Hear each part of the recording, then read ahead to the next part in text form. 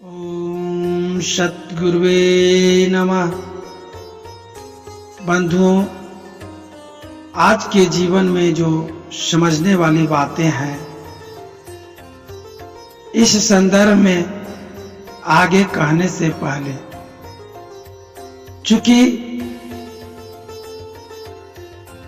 आषाढ़ी पूर्णिमा का समय है और इसके पूर्व संध्या पर जो गुरु और शिष्य परंपरा की बातें सदियों सदियों से चली आ रही है, इस संदर्भ पर मैं अपनी बातों को रखना चाहता हूं। हमारे देश के हिंदू सनातन परंपरा में गुरु का स्थान सबसे ऊंचा माना गया है। ऐसा माना जाता है कि जब तक मनुष्य गुरु को अपने जीवन में धारण नहीं करता, तब तक उसका इस जीवन को अधूरा ही माना जाता है। इस संदर्भ में सतगुरु कबीर साहब की वाणी में आया है, राम कृष्ण से को बरा, दोनों तो गुरु किन्ने,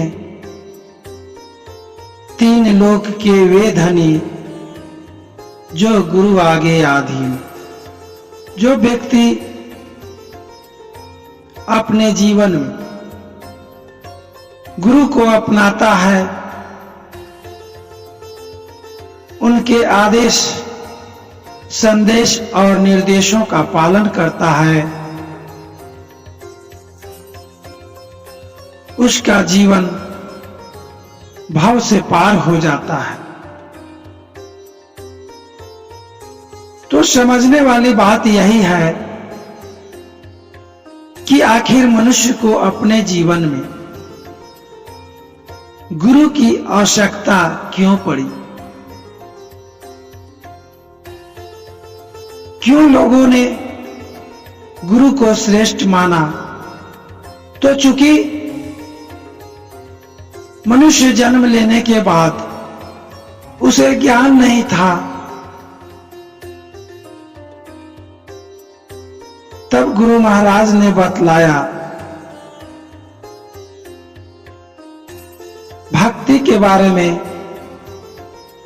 ईश्वर के बारे में, कर्तव्य के बारे में, धर्म के बारे में और इस जीवन से मुक्ति के बारे में।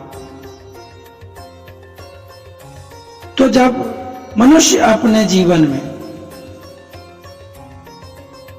गुरु को, अपने आप को गुरु के अधीन समर्पित कर देता है, तब जो समय के सद्गुरु होते हैं, उस प्राणी पर उनका कृपा बरसता है